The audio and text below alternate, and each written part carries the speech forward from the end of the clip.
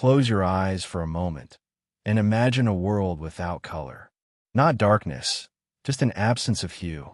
Everything exists in shades of gray, like an old photograph. Now open them again. The world floods back in brilliant blues, warm yellows, deep greens. But what exactly is this phenomenon we call color? Tonight, let's journey together through the science, history, and wonder of color itself. Our story begins not with paint or pigment, but with light.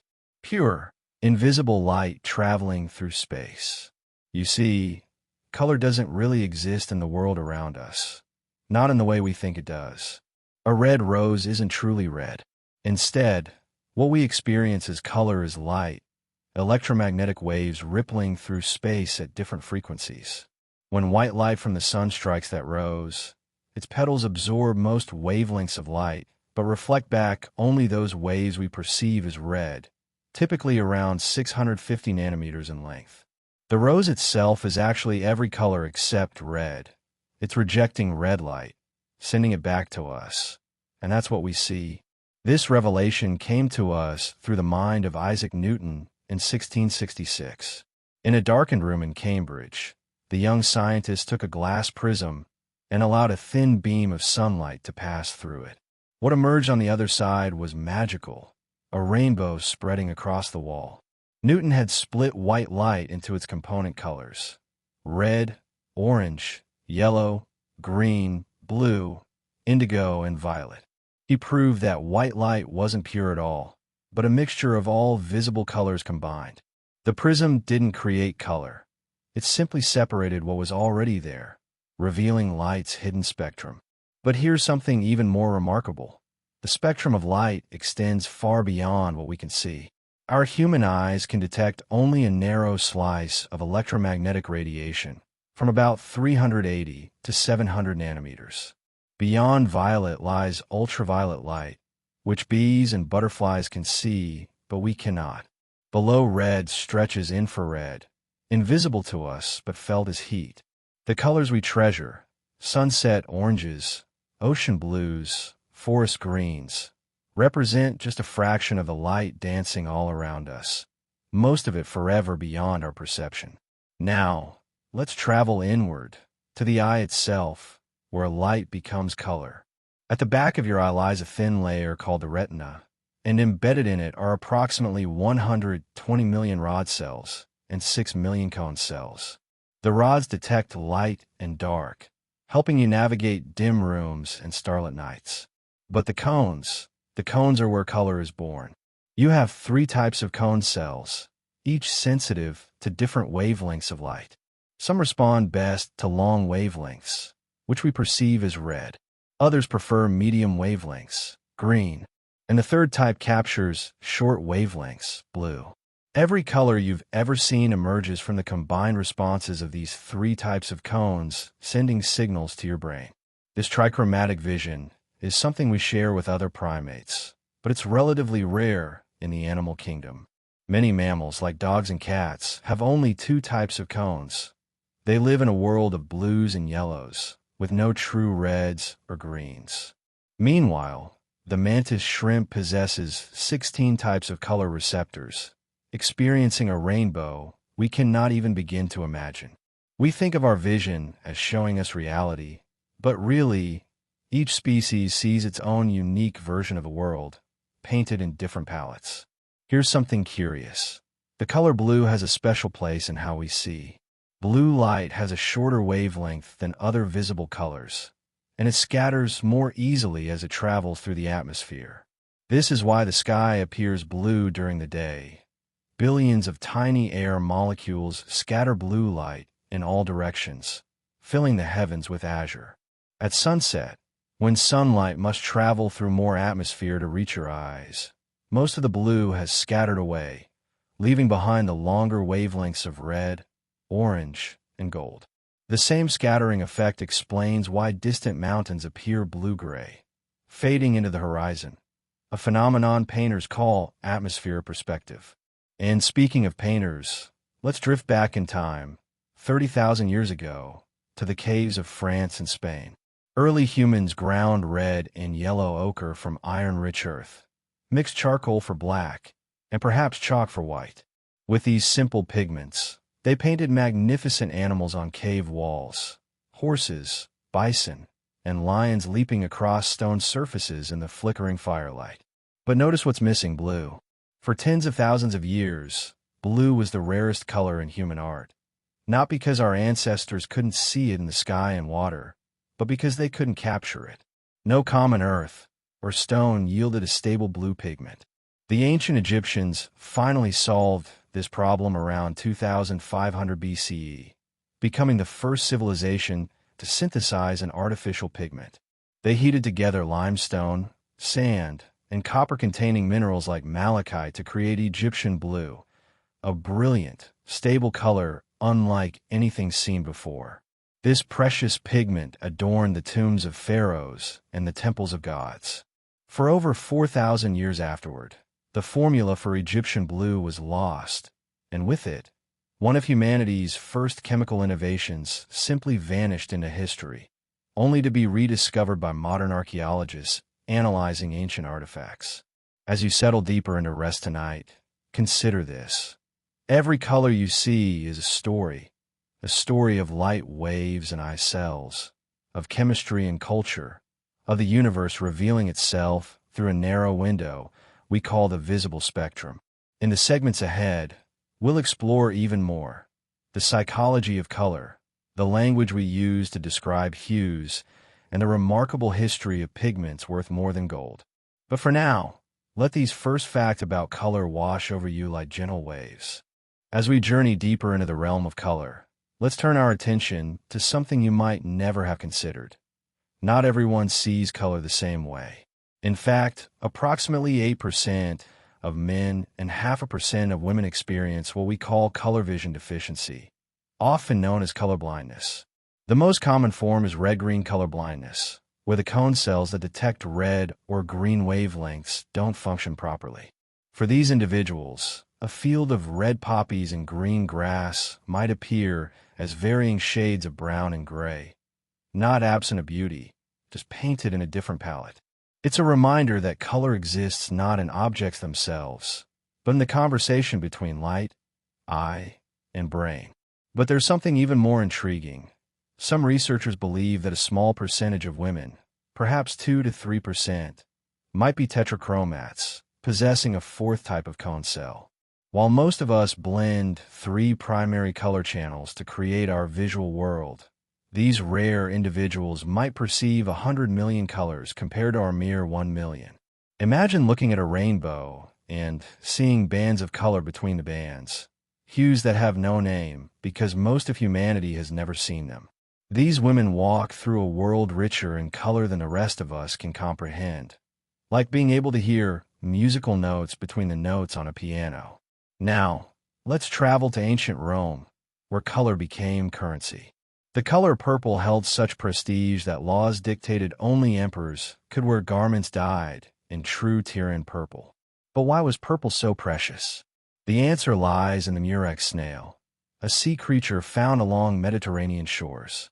To produce just 1 gram of Tyrian purple dye, workers had to harvest and process approximately 10,000 snails. They would crack open the shells, extract a tiny mucus gland, and expose it to sunlight, where a remarkable chemical transformation would occur. The secretion would shift from yellowish to green to purple.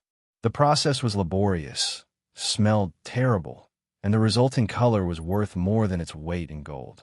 When you wore purple in ancient Rome, you wore the labor of thousands of creatures and countless human hours. You wore power itself. Across the ancient world, in India and Southeast Asia, another precious color emerged from nature: indigo. Unlike the animal-based Tyrian purple, indigo came from plants, specifically leaves of the Indigofera species. But the process of extracting this deep blue dye was almost alchemical in its complexity. Farmers would harvest the leaves, soak them in water until they fermented, then beat air into the liquid. Through oxidation, a yellow-green solution would transform into brilliant blue particles that would settle at the bottom of the vat. Indigo became so valuable that it traveled along trade routes from India to Egypt, to Rome, and eventually around the world.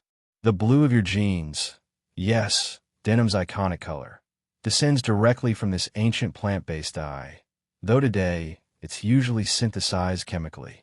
Let's pause here and consider something remarkable about language itself. The way we name colors shapes how we see them, or at least how we remember and categorize them. Ancient languages didn't have words for all the colors we name today. In fact, if you study languages across cultures and throughout history, they tend to develop color words in a predictable order. First comes a word distinguishing light from dark. Then red appears, the color of blood and fire. Next, languages typically develop words for yellow and green, then blue, then brown, and finally purple, pink, orange, and gray. The ancient Greeks, for instance, had no word for blue. Homer described the sea as wine dark, which puzzled scholars for centuries. He wasn't colorblind.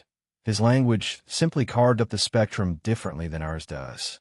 This brings us to a fascinating modern discovery from the Himba people of Namibia. Researchers found that the Himba, who have multiple words for different shades of green, but no word that distinguishes blue from green, could easily spot subtle differences between green shades that looked identical to English speakers. However, they had difficulty distinguishing between blue and green, colors that seem obviously different to us. The words we have for colors actually change what we notice, what we remember, and how quickly we can categorize what we see. Language doesn't just describe our world. It shapes our perception of it, filtering reality through the prism of words. Now, let's drift forward in time to the Renaissance, where artists obsessed over a blue more beautiful than lapis lazuli, the semi-precious stone ground to create ultramarine pigment. Mined primarily from mountains in Afghanistan, lapis lazuli traveled 6,000 miles along the Silk Road to reach European workshops. The resulting ultramarine blue was so expensive that it cost more than gold, and painters reserved it exclusively for the most important figures in their works, usually the robes of the Virgin Mary. Contracts between artists and patrons would specify exactly how much ultramarine could be used and where. Painters would sometimes substitute cheaper azurite blue in less important areas, saving the precious ultramarine for where it mattered most. The color itself became a statement of devotion and wealth. This scarcity of blue changed art history. In 1826, a French chemist named Jean-Baptiste Guémet finally synthesized an artificial ultramarine that was chemically identical to the natural stone but cost only a fraction of the price. Suddenly, the sky itself became affordable. Artists could paint vast blue skies and seas without bankrupting their patrons. Some art historians argue that this single invention helped enable the Impressionists decades later, who used blue lavishly in shadows and water, creating the luminous outdoor scenes we treasure today. A chemical breakthrough didn't just change what was possible, it changed what artists dreamed of painting. And here's a curious physiological fact about the color blue. There are no blue pigments in your body. When you look at someone with blue eyes, you're not seeing blue pigment at all. Instead, blue eyes result from the Tyndall effect, the same scattering of light that makes the sky blue. In blue eyes, the iris contains relatively little melanin, and the collagen fibers in the stroma scatter short wavelength blue light back out toward the observer. Brown eyes, by contrast, contain more melanin, which absorbs most wavelengths and reflects back brown. Every blue-eyed person is essentially carrying a tiny piece of the sky's physics in their gaze, light scattering rather than pigment, an optical illusion so perfect it seems solid and real. As you breathe slowly and let these thoughts settle like pigments in water, we begin to see how color weaves through physics and biology, through culture and commerce, through language and art. Each fact connects to the next like brushstrokes, building a larger picture. In our next segment, we'll explore the psychology of color. Let's turn now to something more intimate, the way color touches your mind and emotions. Color isn't just something you see, it's something you feel. Researchers have discovered that the color red can actually increase your heart rate and raise your blood pressure slightly. There's something primal about red. It's the color of blood, of fire, of ripe fruit against green leaves. In studies, athletes competing against opponents wearing red uniforms reported feeling more intimidated and performed slightly worse. Red commands attention, signals danger or passion, and activates our most ancient survival instincts. It's why stop signs are red, why clearance sales splash red across their signs, why a red dress turns heads in a crowded room. Blue, on the other hand, does something quite opposite to our bodies and minds. Blue light has been shown to lower blood pressure and slow heart rate, creating a sense of calm and tranquility. This is why so many hospitals and healthcare facilities paint their walls in soft blues and greens, colors associated with healing and peace. But here's something curious. Blue also affects our perception of time. In experiments, people sitting in blue-lit rooms consistently underestimate how much time has passed, while those in red-lit rooms overestimate it. Red makes time feel like it's dragging. Blue makes it slip away unnoticed. Color doesn't just fill space, it bends time, at least in our subjective experience of it. Now, consider the color green, which occupies the very center of the visible spectrum. Your eyes are most sensitive to green light. In fact, the cone cells that detect green wavelengths are more numerous than those for red or blue. This makes evolutionary sense. Our primate ancestors lived in forests and jungles where the ability to distinguish between subtle shades of green could mean the difference between finding ripe fruit and going hungry, between spotting a predator and becoming prey. Even today, humans can distinguish more shades of green than any other color. We're hardwired to read the language of leaves and living things. This sensitivity to green might explain why the color has such powerful psychological effects. Studies show that being in green spaces, parks, forests, gardens, reduces stress hormones, improves mood, and even accelerates healing. But you don't even need to go outside. Simply looking at the color green can reduce eye strain and mental fatigue. Surgeons wear green or blue scrubs partly because these colors are opposite to red on the color wheel, and staring at them helps prevent afterimages from appearing when they look away from blood during long operations. Green refreshes our vision literally and figuratively, offering rest in a world of stimulation. Let's travel now to 18th century Europe, where a chance discovery would revolutionize art and kill countless people in the process. In 1775, a Swedish chemist named Carl Wilhelm Scheele created a brilliant green pigment by combining copper arsenite with other chemicals. Scheele's green, as it became known, was cheap to produce and more vibrant than any green pigment before it. It became wildly popular, adorning wallpapers, fabrics, children's toys, artificial flowers, and even food. But there was a dark secret in its beauty. The pigment contained arsenic. In damp conditions, mold would break down the chemical compounds, releasing toxic arsenic gas into the air. People developed mysterious illnesses, headaches, nerve damage, organ failure. Children died in nurseries decorated with green wallpaper. Some historians even speculate that Napoleon Bonaparte, exiled on the damp island of St. Helena in a room with green wallpaper, may have been slowly poisoned by his own decor. Beauty had become deadly. The danger of Scheele's green eventually led to the development of safer pigments, but it taught humanity an important lesson. Color has consequences beyond aesthetics. The colors we surround ourselves with can heal or harm, calm or agitate, even poison. Every pigment is chemistry, and chemistry follows its own rules regardless of how beautiful the results appear. Speaking of chemistry, let's consider the color yellow, specifically the brightest, most light-fast yellow ever discovered. For centuries, painters struggled to capture brilliant yellows that wouldn't fade or darken. Then, in 1817, a German chemist created cadmium yellow by isolating the element cadmium and combining it with sulfur. The resulting pigment was extraordinary, a yellow so pure and vibrant it seemed to glow. Vincent van Gogh fell in love with cadmium yellow, using it lavishly in his sunflower paintings and golden wheat fields. But cadmium yellow was expensive, and like Chile's green, toxic. Van Gogh likely ingested cadmium from licking his paintbrushes, a common habit among artists, which may have contributed to his physical and mental health problems. The colors that made his paintings immortal may have helped cut short his life. Now let's turn to a phenomenon you've likely experienced but never quite understood: color constancy. Your brain performs an extraordinary trick every moment of every day.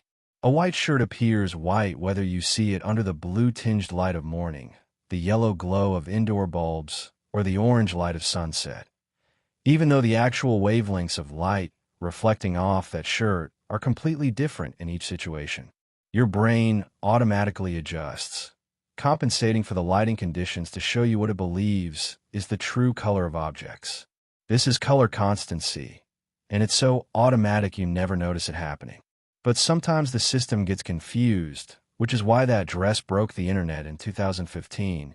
Some brains interpreted the ambiguous lighting as blue-white, others as gold-black. Neither perception was wrong. They were just different guesses about the same ambiguous information. This brings us to something called metamerism, a word that sounds complex but describes a simple, slightly unsettling truth. Two objects can appear to be exactly the same color under one type of light, but look completely different under another. This happens because they're reflecting light in different ways that just happen to stimulate your cone cells, identically under specific lighting conditions. Change the light source, from sunlight to fluorescent to LED, and suddenly the colors no longer match. This is why paint samples can look perfect in the store, but wrong when you get them home. Why clothing seems a different color under department store lights versus natural daylight. Color isn't stable or absolute. It's a dance between object, light, and observer, constantly changing partners. Here's one more remarkable fact about how your brain constructs color. After images. Stare at a bright red square for 30 seconds. Then look at a white wall, and you'll see a ghostly cyan square floating in your vision. This happens because the red-sensitive cone cells in your retina become fatigued from overstimulation. When you look away, the other cones, green and blue, respond more strongly in comparison, creating the opposite color. Your visual system is always balancing, always adjusting, trying to find equilibrium. We've explored how individual colors affect us, but now let's consider something more subtle: how colors interact with each other, creating harmonies and tensions like notes in music. This brings us to the color wheel, that circular diagram you might remember from school. But the color wheel isn't just a teaching tool. It's a map of relationships. In 1666, when Isaac Newton bent that beam of light through his prism, he did something curious with the resulting spectrum. He took the band of colors, red through violet, and connected the two ends, forming a circle. Red met violet, completing the loop. This wasn't arbitrary. Newton recognized that the colors formed a continuum, each flowing into the next, and the circle revealed their hidden relationships. But it was Johann Wolfgang von Goethe, yes, the famous German writer, who, in 1810, developed a more psychological approach to color theory. Goethe disagreed with Newton's purely physical interpretation and spent decades studying how colors affected human emotion and perception. He noticed that colors opposite each other on the wheel, complementary colors like red and green, blue and orange, yellow and purple, created a special kind of visual excitement when placed side by side. The boundaries between them seemed to vibrate and intensify. This happens because your eye, having absorbed one color, creates an afterimage of its complement, which then overlaps with the actual complementary color beside it, amplifying both. Complementary colors complete each other, each making the other more itself. Artists throughout history have intuited these relationships, but the 19th century Impressionists turned color theory into a revolution. Instead of mixing colors on their palettes to create shadow and depth, painters like Claude Monet and Pierre-Auguste Renoir placed pure colors side by side on the canvas, allowing the viewers to blend them optically. They discovered that shadows aren't brown or black, but filled with color, specifically the complementary color of the object casting the shadow. An orange object casts a blue shadow. A yellow field creates violet shadows in its folds. This technique, called simultaneous contrast, made their paintings shimmer with unprecedented light and life, as if the scenes themselves were breathing. Let's pause on something Michel-Eugène Chevreul discovered while working as a director at a tapestry factory in France. Weavers complained that certain black threads looked different depending on which colors they were placed beside, sometimes appearing brownish, sometimes bluish. Chevreul realized this wasn't a problem with the dye, but with human perception. He formulated the law of simultaneous contrast in 1839. Any given color will induce its complementary color in the colors adjacent to it. A gray square on a red background will appear slightly greenish. The same gray on a green background will look slightly reddish. Nothing about the gray has changed, only the context. This discovery transformed textile design, painting, and eventually graphic design. Context isn't everything, but with color, it's nearly everything.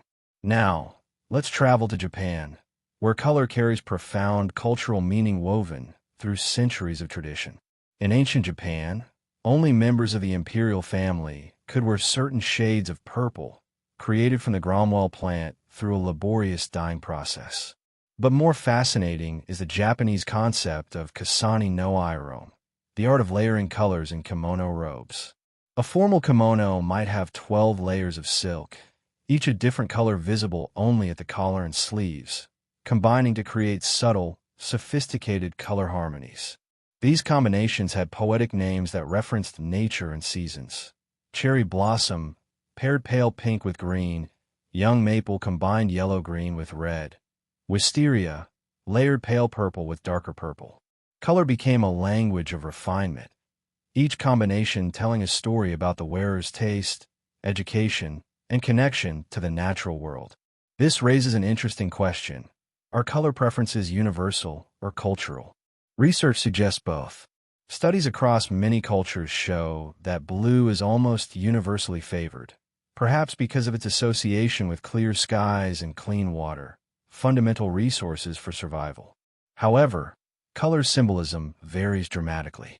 In Western cultures, white represents purity and is worn at weddings, while in many Eastern cultures, white is the color of mourning and funerals. Red means luck and celebration in China, danger or passion in the West, purity in India. These associations are learned, not innate, passed down through generations like stories. The same wavelength of light can mean joy in one place and sorrow in another, all because of the cultural narratives we've wrapped around it. Here's something that might surprise you. The favorite color of the world, statistically speaking, was determined by science and marketing. In 2012, a marketing agency worked with thousands of smokers worldwide to find the color that was most boring and least attractive to reduce the appeal of cigarette packaging. After extensive research, they identified Pantone 448C, a dark, drab greenish-brown that tests subjects associated with words like death, dirty, and tar. It's now used on cigarette packages in many countries, proving that color can be weaponized against itself, beauty inverted into repulsion for the public good. The same tool that creates desire can, carefully wielded, create aversion. Let's return to something more beautiful. Iridescence, the shimmering, color-shifting quality you see in soap bubbles, butterfly wings, and peacock feathers. Unlike typical colors created by pigments absorbing certain wavelengths, iridescent colors emerge from the structure surfaces. Microscopic layers or patterns interfere with light waves, amplifying some wavelengths while canceling others, and the effect changes depending on the angle you view it from. The blue morpho butterfly of Central and South America has no blue pigment in its wings whatsoever. Instead, its wing scales are covered in intricate Christmas tree-shaped structures that scatter blue light while absorbing other wavelengths. The butterfly's brilliant blue is architecture, not chemistry, a color built from the geometry of microscopic shapes manipulating light itself. This structural color is more durable than pigment-based color. The blues and greens in ancient Egyptian jewelry made from scarab beetle shells remain vibrant after thousands of years, while many pigment-based colors have faded. Nature has engineered colors that outlast civilizations, encoded not in chemicals that can break down, but in physical structures too small to see with the naked eye yet powerful enough to capture and redirect light. Scientists are now studying these natural structures to create new types of paints and coatings that never fade, mimicking what butterflies and beetles perfected millions of years ago.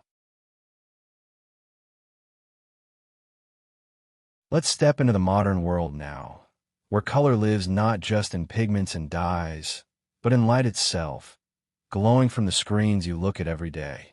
The colors on your phone, your computer, your television, they're created in a fundamentally different way than colors in the physical world. While painters mix red, yellow, and blue pigments to create other colors, your screen uses what's called additive color mixing. Each pixel contains 3 tiny lights: red, green, and blue. When all 3 shine at full brightness, they create white. When none shine, you see black. Every color in between, the sunset in your photo, the green of a text message bubble, the skin tones in a video, emerges from different combinations of these 3 lights glowing at different intensities. Your screen isn't showing you millions of colors. It's showing you millions of combinations of just 3. This RGB system, red, green, blue, mirrors the 3 types of cone cells in your eye, which is no coincidence. Engineers designed the system to exploit how human vision works. But here's something fascinating. The red, green, and blue lights in your screen can't actually produce every color your eye can see. There's a range of colors called the gamut, the palette of possible colors a device can display. And even the best screens leave out certain highly saturated cyans and greens that exist in nature. That impossibly vivid turquoise of a tropical sea or the electric green of certain parrots. Your screen can only approximate them. The natural world still holds colors that technology cannot quite capture, like trying to describe music through words alone. Now contrast this with printing, which uses an entirely different system. Printers use CMYK, cyan, magenta, yellow, and key, black. This is subtractive color mixing, the opposite of what screens do. Cyan ink absorbs red light, magenta absorbs green, and yellow absorbs blue. When you layer all 3, theoretically you should get black, but in practice you get a muddy brown, which is why printers add true black ink. This is why the same image looks different on your screen versus printed on paper. Your screen projects light, the paper reflects it. One adds colors together, the other subtracts them. The blue you see glowing on your phone at midnight is a fundamentally different phenomenon than the blue you see on a printed page under sunlight, even if your brain interprets them as the same hue. Let's talk about a color that technically doesn't exist, magenta. Look at a rainbow, either in the sky or in Newton's prism experiment. You'll see red, orange, yellow, green, blue, violet, but no magenta. That's because magenta has no single wavelength. It's not part of the visible spectrum of light. Instead, magenta is what your brain invents when your red and blue cones are stimulated simultaneously without the green cones being activated. There's no wavelength of light that does this naturally. It only happens when red and blue light mix, or when you stare at a green object long enough to fatigue your green cones. Magenta is your brain's creative solution to a stimulus that shouldn't exist in nature, a color conjured purely by neural processing. In a sense, magenta is imaginary, a color that exists only in minds, never in rainbows. But magenta isn't the only impossible color your brain can create. There's a whole category of colors called forbidden or chimerical colors that you can make yourself see through special experiments. Stare at a bright cyan square with one eye for 30 seconds, then immediately look at a yellow square. For just a moment, you might perceive a yellowish blue, a color that seems to be both yellow and blue simultaneously, which should be impossible since they're opponent colors processed by competing neural channels. Scientists have created similar experiments that produce reddish greens. These colors vanish almost instantly because your visual system can't sustain them. They violate the fundamental architecture of color processing. They're colors from outside reality, glimpsed only in the brief moments when you trick your brain into contradicting itself. Let's drift now into the realm of color and memory. Research has shown that color significantly improves recall. Information presented in color is remembered more accurately and for longer than the same information in black and white. This is why textbooks use color diagrams, why warning signs are bright and vivid, why brands obsess over their exact shades. A study from the University of Winnipeg found that color can improve comprehension and learning by up to 75%. Your brain is a pattern recognition machine, and color provides additional patterns to grab onto, another dimension of information layered over shape and text. When you think back to important memories, they're often saturated with color. The red dress at a wedding, the green of summer grass during childhood, the blue of a loved one's eyes. Color doesn't just decorate memory, it anchors it. There's also a curious phenomenon called synesthesia, where the senses crosswire in unusual ways. Some people, perhaps 4% of the population, experience colored hearing or chromesthesia. They see colors when they hear sounds or music. A piano note might flash blue, a guitar chord might appear orange. Each voice might have its own color. For these individuals, music isn't just heard. It's seen as a constantly shifting light show. Others experience grapheme color synesthesia, where letters and numbers each have their own colors. The number 5 might always appear green. The letter A might be red. These aren't metaphors or imagination. The colors appear as vividly as real colors, generated by unusual connections between different sensory processing areas in the brain. For synesthetes, color exists in an expanded reality, painting dimensions of experience the rest of us never perceive. Now consider something you've probably never thought about: color temperatures. We describe colors as warm or cool. Reds, oranges, and yellows feel warm. Blues, greens, and purples feel cool. But this isn't just metaphor. The terms originally came from physics and astronomy. Objects emit different colors of light depending on their temperature. Heat an iron in a forge, and it glows red, then orange, then yellow, and, at extremely high temperatures, white or even blue. Paradoxically, blue flames and stars are actually hotter than red ones. A red star might be 3,000 Kelvin, while a blue star blazes at 30,000 degrees or more. Yet psychologically, we reverse the association. Blue feels cool because we associate it with water and ice. Red feels warm because of fire and blood. Physics and perception tell opposite stories, and somehow your brain holds both truths simultaneously. This psychological temperature of color has real effects on how you experience spaces. Rooms painted in warm colors, reds, oranges, yellows, actually make people perceive the room as several degrees warmer than rooms painted in cool colors, even when the actual temperature is identical. Let's journey now into the natural world, where color isn't just beauty, it's survival, communication, and sometimes deception. Consider the chameleon, that remarkable reptile often said to change color to match its surroundings. But here's the truth. Chameleons don't change color primarily for camouflage. Instead, they shift their hues to communicate mood, temperature, and social signals. An aggressive male chameleon displays bright, vivid colors to warn rivals. A receptive female might show softer tones. When cold, they darken to absorb more heat. When too warm, they lighten to reflect it. The color change happens through specialized cells called chromatophores in their skin, which contain pigments and reflective crystals that can expand or contract. By adjusting these cells in different layers, chameleons create a living canvas that broadcasts their internal state to the world: anger in bright yellows and reds, submission in browns and grays, their emotions written in light across their scales. But for true masters of camouflage, look to the ocean, to the cuttlefish and octopus. These cephalopods possess the most sophisticated camouflage system in nature.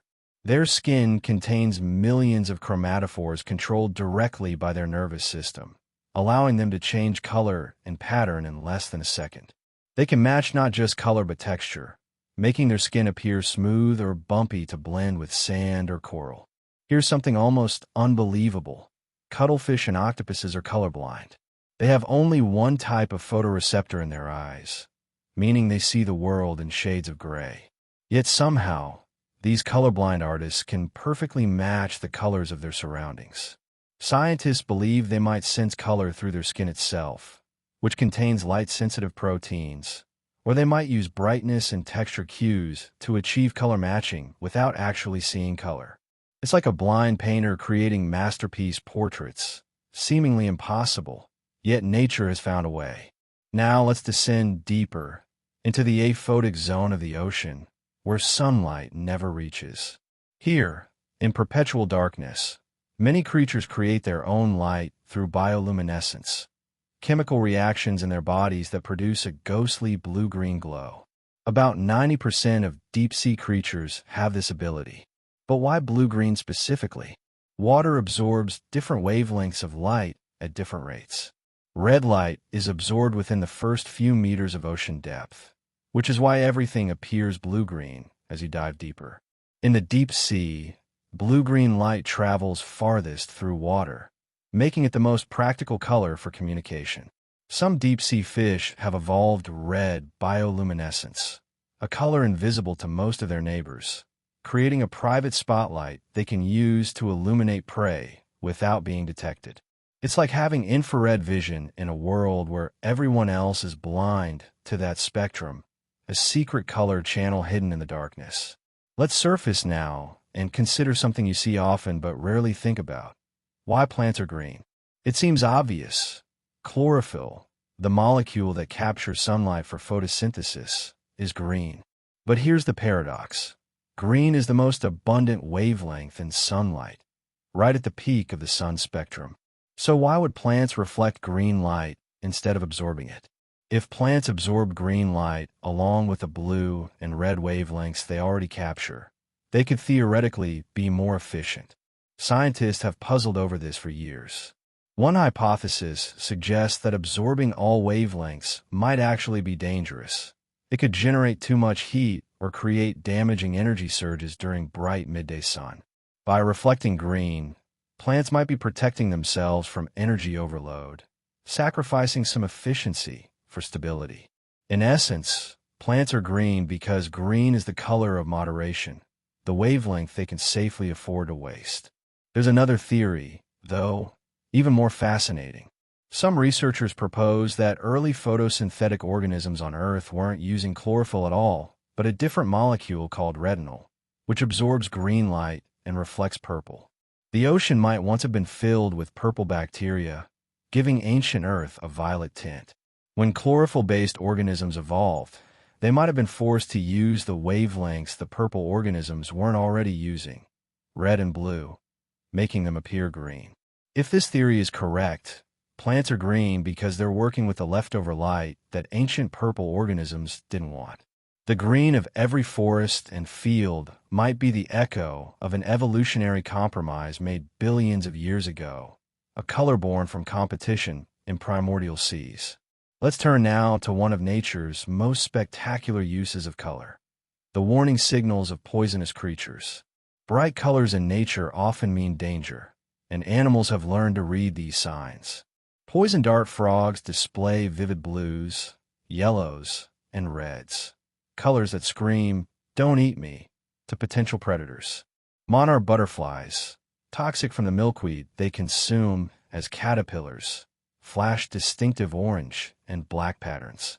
This is called aposematism, advertising your toxicity through bold colors. But here's the clever part. Once predators learn that certain color patterns mean poison, harmless species can mimic those patterns for protection. The viceroy butterfly, perfectly edible, evolved to look nearly identical to the toxic monarch. Predators avoid both, unable to distinguish the dangerous original from the harmless copy.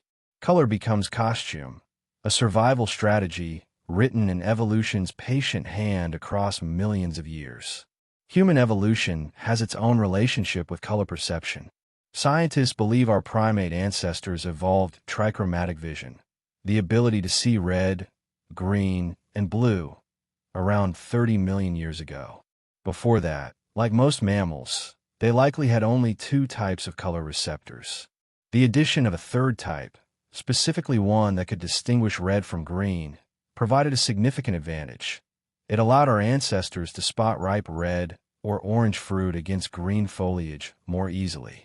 They could also read subtle color changes in bare skin, the reddening of a rival's face in anger, the flush of health or pallor of sickness in a potential mate. Color vision helped our ancestors navigate social hierarchies and assess each other's emotional and physical states. The sunset you find beautiful, the tomato that looks ripe, the blush you notice on someone's cheek. Your ability to see these colors exists because, long ago, color helped your ancestors survive and reproduce. Consider, too, the incredible variety of color in flowers. Flowers evolved their spectacular colors not for humans, but for pollinators, bees, butterflies, birds, and bats. Different pollinators see different ranges of color. Bees can see ultraviolet light, which is invisible to us, and many flowers have evolved ultraviolet patterns on their petals that guide bees toward nectar, like runway lights directing aircraft. As we move forward through our colorful journey, let's explore the cutting edge of color science, where human ingenuity pushes beyond what nature has already created.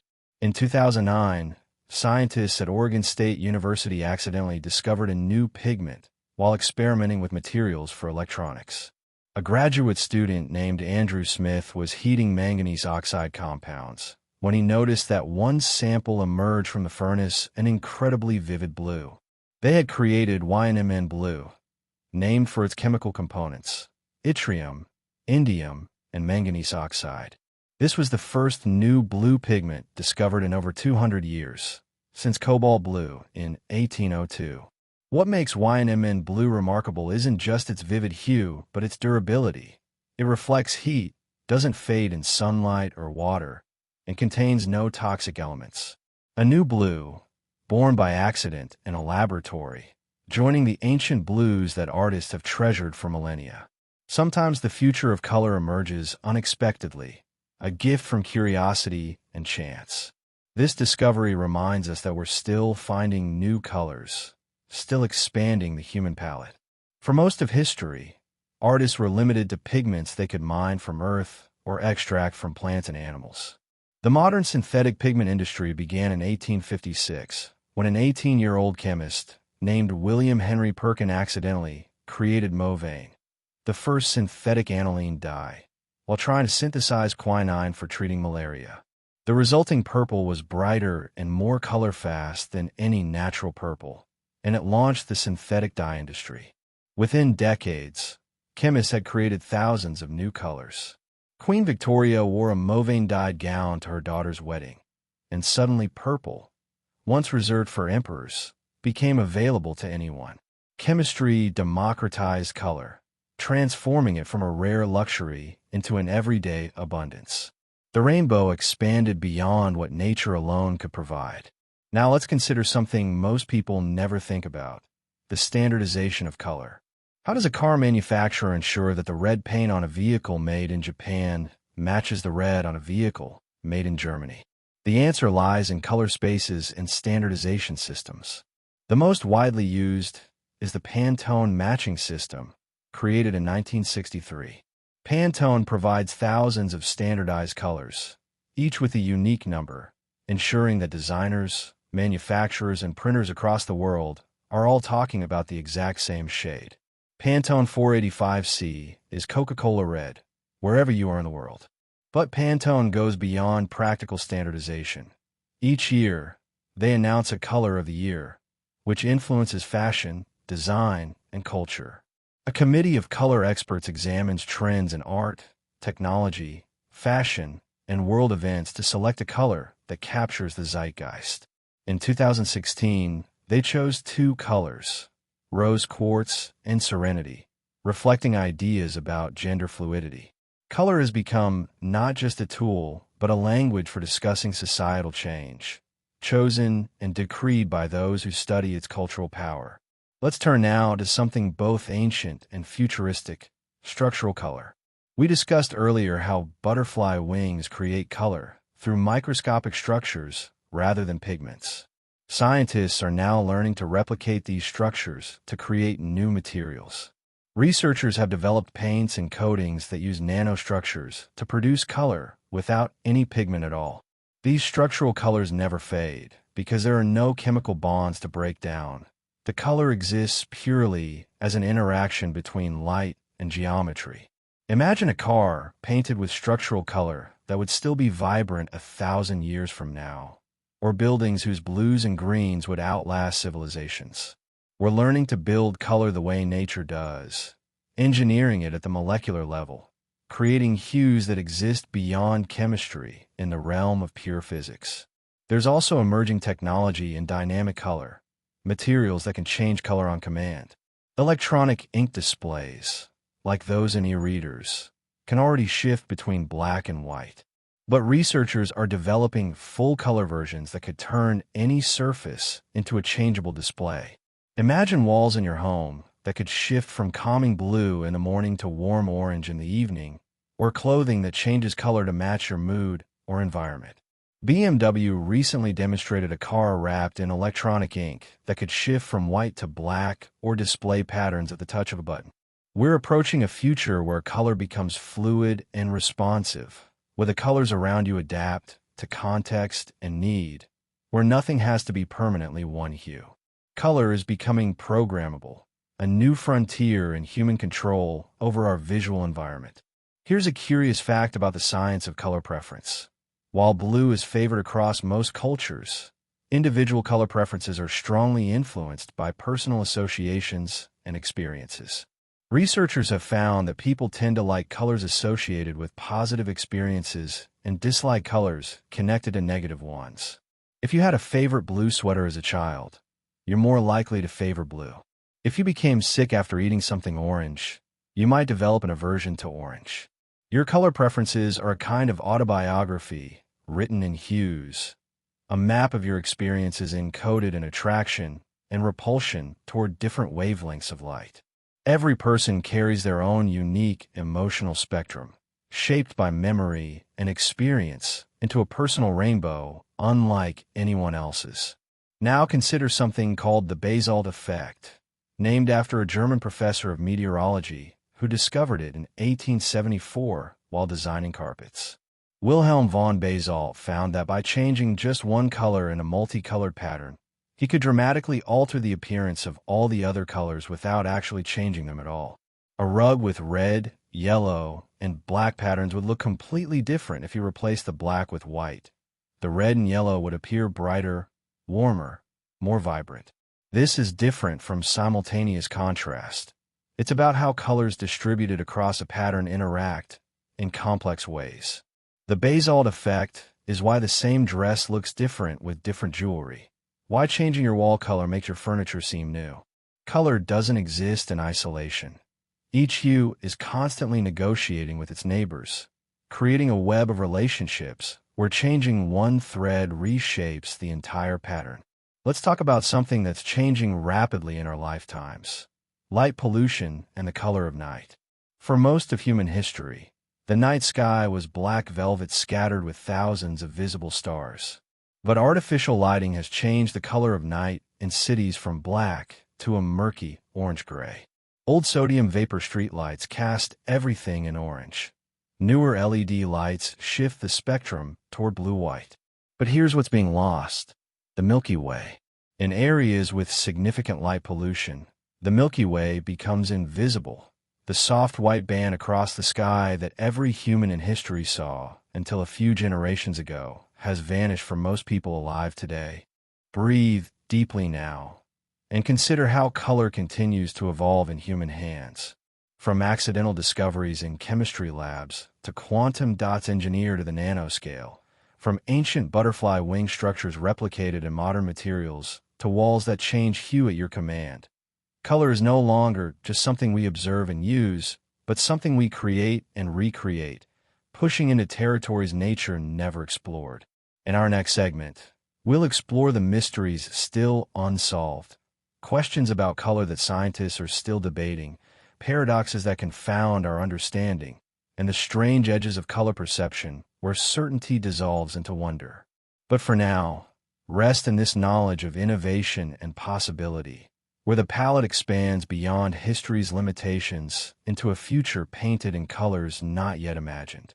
Let's venture now into the mysteries and paradoxes of color, the questions that still puzzle scientists and philosophers, the edges where our understanding becomes uncertain. Consider this. Do we all see the same colors? You and I might both look at a ripe strawberry and agree it's red, but is the red I experience in my mind identical to the red you experience in yours? This is called the problem of qualia, the subjective, conscious experience of perception. We can measure wavelengths objectively. We can map how cone cells respond, but we cannot step inside another person's consciousness to compare experiences. Your red might be my blue, and we'd never know because we learn to call the same wavelengths by the same names. We share a language of color, but whether we share the experience itself remains unknowable, a private world behind each pair of eyes that we can describe but never directly share. This philosophical puzzle becomes even more complex when we consider individuals who've been colorblind from birth and then gain color vision through medical intervention. There have been rare cases where special glasses or gene therapy has given color vision to people who never had it. When they see color for the first time as adults, many report being overwhelmed, not just by beauty, but by information overload. The world suddenly becomes more complex, more differentiated. Some find it wonderful. Others find it exhausting. What does this tell us? That color isn't just passively received, but actively processed and interpreted. Our brains must learn how to see color, how to make sense of it. The experience of red isn't simply built into the wavelength of 650 nanometers. It's constructed through years of experience, association, and neural development. Color is learned as much as it is sensed. Now let's consider a phenomenon that challenges our notion of color constancy, the phenomenon of color adaptation in extreme conditions. Arctic researchers who spend months in environments of almost pure white and blue, ice and sky, report that when they return to temperate regions, colors appear shockingly vivid, almost painfully saturated. Their visual systems, adapted to a limited palette, become hypersensitive to the full spectrum. Conversely, people living in tropical rainforests, surrounded by hundreds of shades of green, develop remarkably fine discrimination between green hues that others might see as identical. Your color perception isn't fixed. It adapts to your environment like a camera adjusting to available light. The colors you see depend not just on what's in front of you, but on what you've been looking at for weeks and months before. Your visual system is constantly recalibrating, making color a moving target, never quite the same from one day to the next. Here's a mystery that scientists are still unraveling. Why do some people experience color grapheme synesthesia with such consistency? A person who sees the number 7 as green will always see it as green, from childhood through old age, with remarkable stability. But why those particular associations? Why is 7 green and not purple? Research suggests there might be patterns. Letters that appear early in the alphabet, or that children learn first, tend to be assigned colors from early in the spectrum like red and yellow. But the specific mappings seem arbitrary, unique to each individual. It's as if each synesthete's brain creates its own private color language during development, a secret code written across numbers and letters that remains consistent for a lifetime. The brain is capable of forming these unusual but stable connections, suggesting that the boundaries between our senses are more fluid than we imagine, held separate by convention rather than necessity.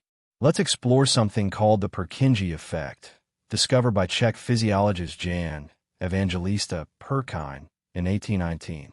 He noticed that at twilight, red flowers that appeared bright in daylight became dark, almost black, while blue flowers that seemed darker in daylight became relatively brighter. This happens because your eyes use different photoreceptors in bright versus dim light. In daylight, your cone cells dominate, with peak sensitivity to yellow-green light. In darkness, your rod cells take over, and they're most sensitive to blue-green. As light fades, your perception of relative brightness shifts. The world doesn't just get darker, it changes color in subtle ways. Reds become muddy and dark, blues gain luminance. Twilight isn't just dimmer daylight. It's a different color universe entirely, a transformation happening every evening that most people never consciously notice. Now consider a question that sounds simple, but isn't. What is white? White is the presence of all colors combined, at least when we're talking about light. But white is also the absence of color when we're talking about pigments or the sensation of no color at all. White is simultaneously everything and nothing, depending on context. Moreover, what counts as white varies by context. A white piece of paper in candlelight is actually reflecting orange-yellow light, but your brain interprets it as white because of color constancy. A white wall under blue sky light is reflecting blue, but again, you see white. White is less a color than a concept, the idea of neutrality, of a baseline from which other colors deviate. It's the 0 point of the color axis, and like zero in mathematics, it's both simple and philosophically complex, present and absent at once. Here's something that might change how you think about darkness. Black isn't the absence of light to your visual system. If you sit in a perfectly dark room, what you experience isn't true black but a gray static, sometimes called Eigengrau or intrinsic gray. This is the color of neural noise, the random firing of neurons in your visual system when there's no input. True black, the darkest black your mind can perceive, only appears in contrast to light. Look at a black object in a bright room, and your brain interprets it as black, much darker than the Eigengrau you see in darkness. The darkest black exists in daylight, defined by surrounding brightness. Paradoxically, you need light to see true darkness. Without contrast, darkness becomes a murky gray, the color of a mind perceiving itself with nothing to perceive. Let's turn to something called impossible colors, colors that exist theoretically but cannot be displayed on screens or mixed from pigments. We talked about forbidden colors like reddish-green earlier, but there are others. Hyperbolic orange, for instance, an orange more saturated than any orange that exists in nature or what can be created with current technology. Some researchers believe these impossible colors might be perceivable under special conditions or with enhanced technology. What would it be like to see a color more vivid than any color that currently exists? To experience saturation beyond saturation? These theoretical colors wait at the edges of perception, hints that our color space might be larger than we've yet explored, that evolution and technology have perhaps not yet shown us everything that consciousness can experience. There's also the mystery of color in dreams.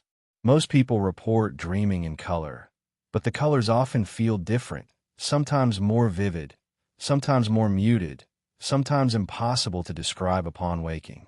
Some researchers believe we might experience colors in dreams that don't exist in waking life. Colors our visual cortex can generate without being constrained by physical wavelengths of light.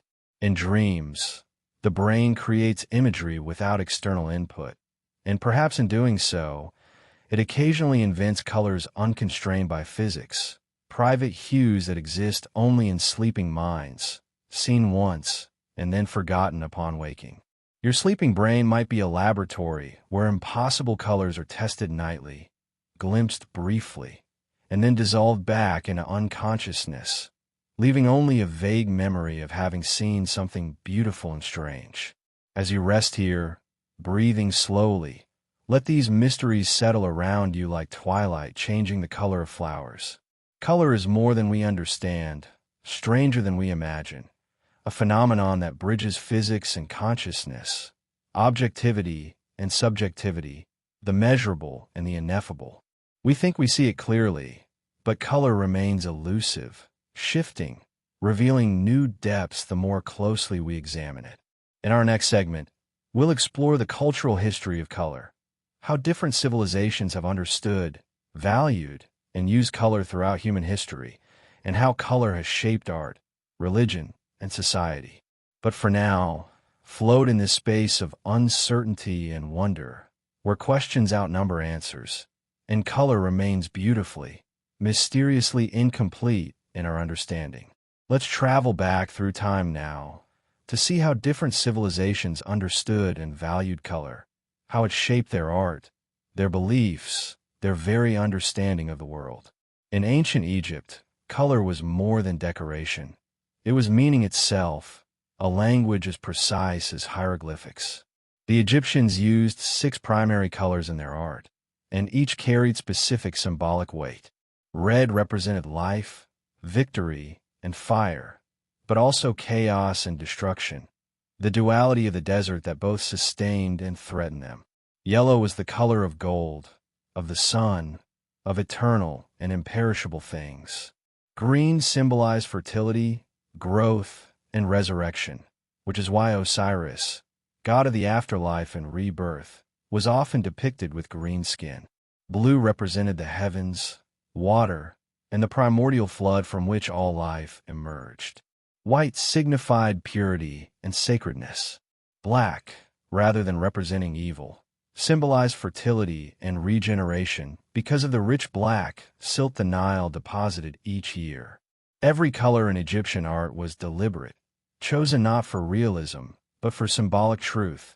They were painting meaning, not merely appearance. In ancient China, color was woven into philosophy and the natural order itself. The 5 elements, wood, fire, earth, metal, and water, each corresponded to specific colors. Green represented wood in spring, red was fire in summer, yellow symbolized earth and the transitional seasons, white was metal in autumn, and black represented water in winter. These weren't arbitrary associations, but reflections of observed patterns in nature. Wood is green with life, fire glows red, earth is yellow-brown, metal gleams white or silver, water in deep pools appears black. Chinese emperors wore yellow, the color of earth, in the center of the universe, symbolizing their role as the axis around which all things turned. To wear yellow without imperial permission was a crime punishable by death. Color wasn't simply aesthetic. It was cosmic law made visible, the structure of reality expressed in hue and shade. Medieval Europe had its own complex relationship with color, particularly in the context of religion and social hierarchy. Sumptuary laws, regulations governing what people could wear, were strictly enforced throughout the Middle Ages and Renaissance. Peasants were forbidden from wearing bright colors, restricted to browns, grays, and undyed fabrics. Rich merchants might wear blues and greens, but purples and deep crimsons were reserved for nobility and clergy. These laws weren't just about maintaining class distinctions. They were about preserving a divine order. Color indicated your place in God's hierarchy, from the drab earth tones of laborers to the glorious purples and golds of bishops and kings. The medieval world was color-coded, each person wearing their rank like a uniform. To dress above your station in forbidden colors was seen as a form of rebellion, a challenge to the natural order itself. The medieval church also assigned moral and spiritual meanings to colors. White represented purity and innocence, which is why brides began wearing white and why angels appear in white robes. Red symbolized both divine love and martyrdom, Christ's bloodshed for humanity. Blue became strongly associated with the Virgin Mary, representing her heavenly nature and her role as Queen of Heaven. This is partly why ultramarine, that expensive blue pigment from Afghanistan, was so prized for painting Mary's robes. Only the most costly color was worthy of depicting the Mother of God. Green represented hope and renewal, the promise of resurrection. Black was mourning, penitence, and sometimes evil. Medieval people lived in a world where every color told a story, carried a message from the divine to the earthly realm. Now let's journey to the Islamic world, where color developed its own rich traditions. Islamic art, restricted from depicting human or animal forms in religious contexts, flourished in abstract patterns where color played a crucial role. The brilliant blues of Persian tiles, created from cobalt and turquoise, adorned mosques and palaces, reflecting paradise itself. Islamic scholars preserved and expanded upon Greek and Roman knowledge of dyes and pigments, developing new techniques and formulas. They created a particularly brilliant red from Kermes insects and refined the production of indigo. Islamic textiles, carpets, and ceramics became prized throughout medieval Europe, not just for their intricate designs, but for their sophisticated use of color. While Europe struggled with color technology during the Middle Ages, Islamic civilization maintained and advanced it, creating some of the most colorful art the world had seen. Let's consider the indigenous peoples of the Americas and their relationship with color before European contact. The Maya developed a unique blue pigment, now called Maya blue, a combination of indigo plant dye and a special clay called palygorskite. This pigment was extraordinarily stable, surviving centuries in the humid jungle climate where other pigments would have degraded. The Maya used it extensively in murals and pottery, and also in ritual contexts. Victims of sacrifice were sometimes painted blue before being offered to the gods. Meanwhile, the Inca prized red above all colors, extracting carmine dye from cochineal insects that lived on cactus plants. This red was so valuable that when Spanish conquistadors encountered it, they immediately recognized its worth and began shipping cochineal back to Europe by the ton. Within decades, cochineal red became one of the most valuable commodities in international trade, second only to gold and silver. A color so pure and brilliant it transformed European textile industries and helped fund Spain's empire. In Japan, color evolved into a refined aesthetic philosophy. During the Heian period, 794-1185 c., the aristocracy developed an extraordinarily sophisticated color sensibility. Court ladies would coordinate the colored layers of their kimono sleeves, visible at the wrist and collar, in combinations with poetic names we mentioned earlier, but went deeper than fashion. The appreciation of subtle color gradations became a mark of cultural refinement. Being able to distinguish between dozens of shades of a single color and knowing which combinations were appropriate for which season or occasion was essential knowledge for anyone in court society. Colors represented not just personal taste but education, social awareness, and spiritual sensitivity. The Japanese developed specific words for colors that don't exist in other languages. Colors tied to particular moments in nature, like the precise shade of cherry blossoms just before they fall, or the color of the sky in that transitional moment between day and night. Here's something that changed the Western world profoundly: the Protestant Reformation's impact on color.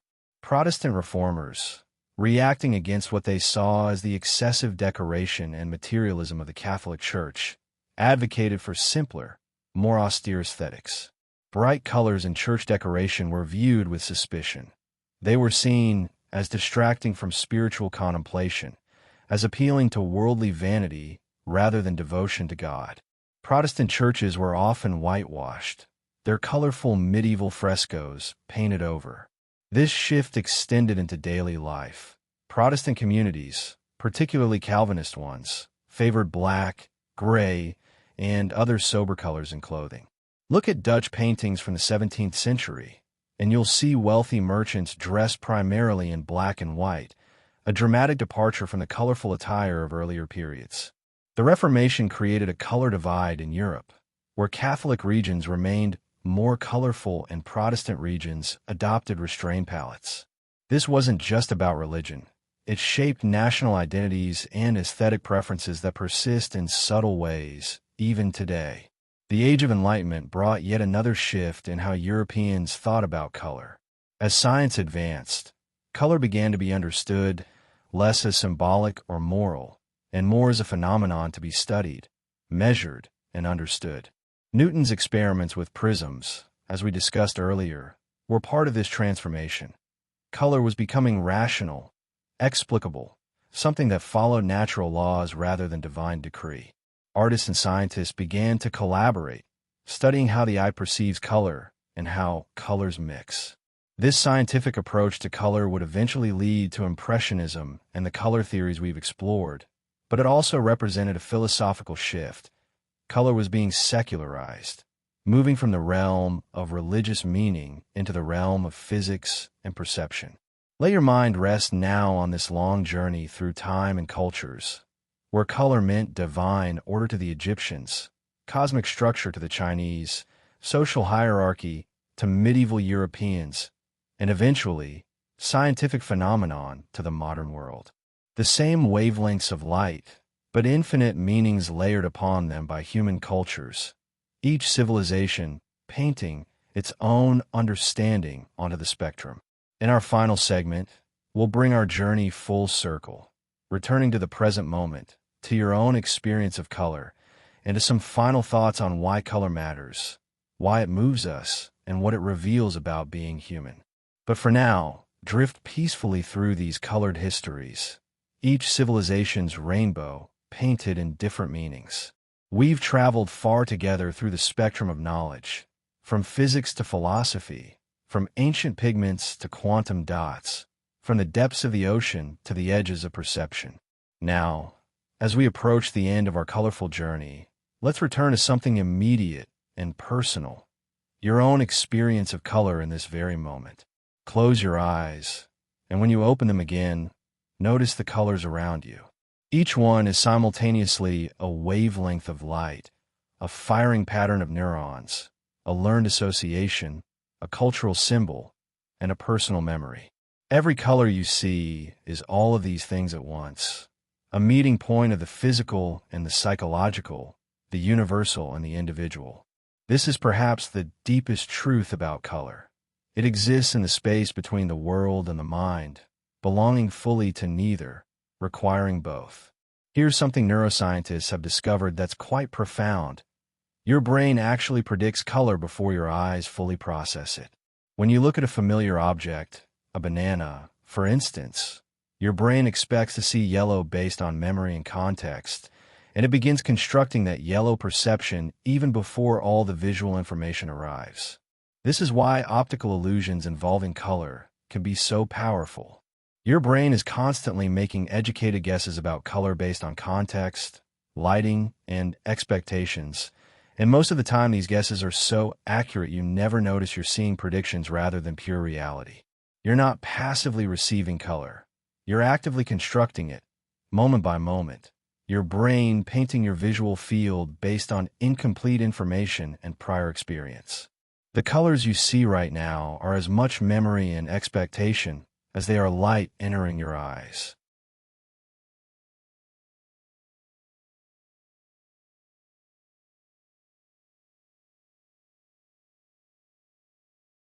Let's consider why color moves us emotionally in ways that are difficult to articulate. When you see a sunset and feel something stirring in your chest, when a particular shade of blue makes you inexplicably melancholic, when red quickens your pulse. These aren't just learned responses. Research suggests that color bypasses some of the brain's analytical centers and connects more directly to emotional processing areas. Color speaks to the older parts of your brain, the limbic system where emotions live, before your conscious mind has time to interpret or intellectualize what you're seeing. This is why color is so powerful in art and design. It reaches into you before you have time to put up defenses, touching something pre-verbal and ancient. Color is felt before it's understood, experienced before it's named. There's a phenomenon called color hunger, a concept explored by color theorists and psychologists.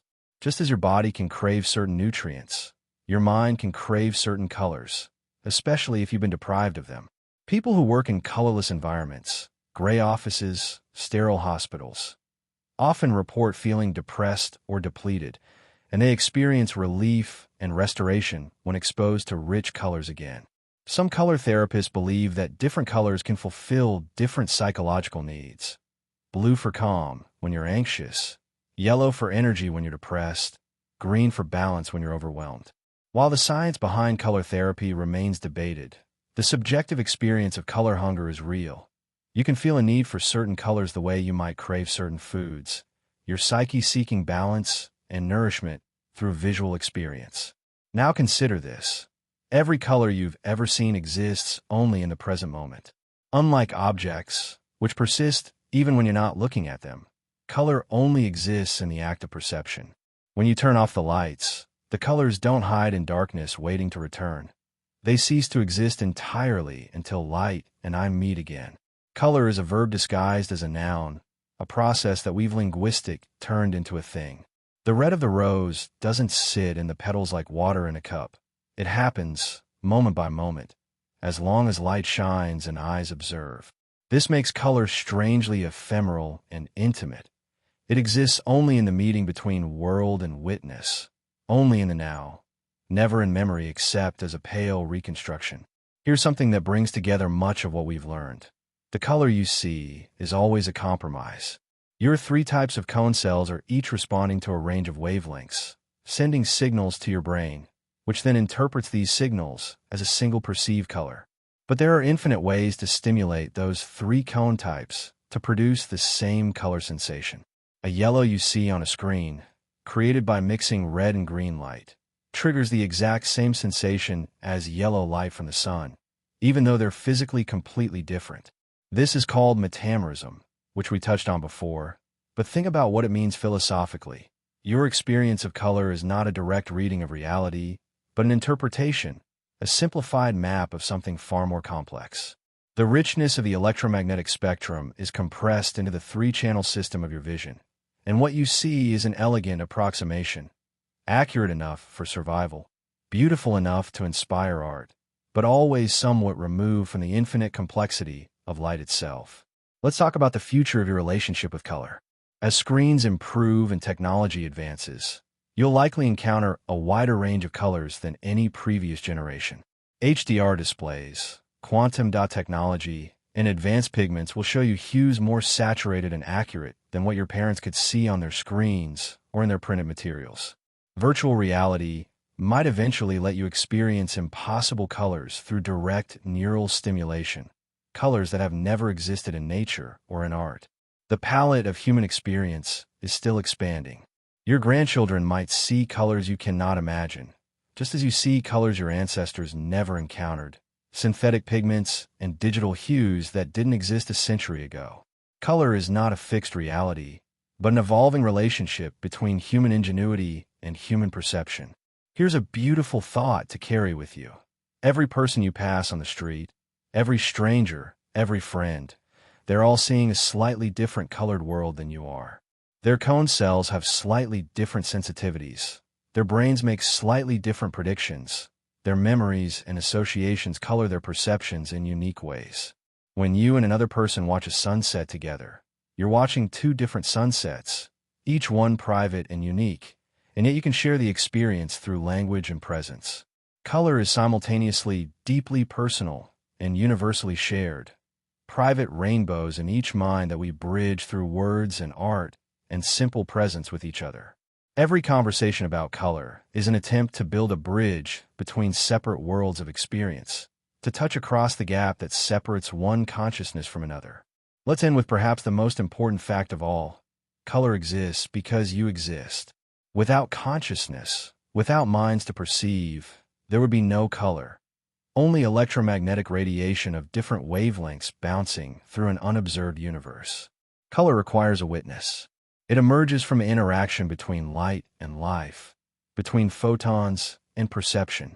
In a real sense, every time you see color, you are participating in a creative act.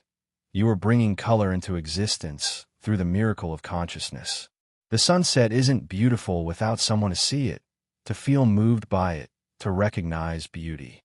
You are not just observing color. You are completing it, making it real through awareness. This is the final gift of color. It reminds you that you matter, that consciousness matters, that the universe needs observers to reveal its hidden beauties. And so our journey through color comes to rest, here, now, in this quiet moment.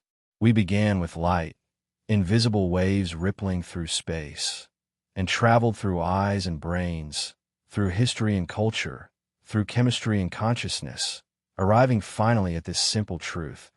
Color is a conversation between the universe and awareness, between what is and what is experienced, between the world and you. Every color you've ever seen has been a collaboration between reality and perception, physics and poetry, the measurable and the meaningful. As you settle into sleep now, let color fade gently into dreams, where it might become even stranger and more wonderful, freed from the constraints of physics, painted by your sleeping mind in private hues visible to no one else. Rest in the knowledge that color has been humanity's companion since the first eye opened to the first dawn, that it will be with you every moment you're awake, that it's one of the fundamental ways you experience being alive. The world is painted in light, and you, through the miracle of vision, through the mystery of consciousness, transform that light into the infinite spectrum we call color. Sleep well, and may your dreams be filled with colors both familiar and impossible, both remembered and newly invented, in that borderland where perception becomes pure imagination.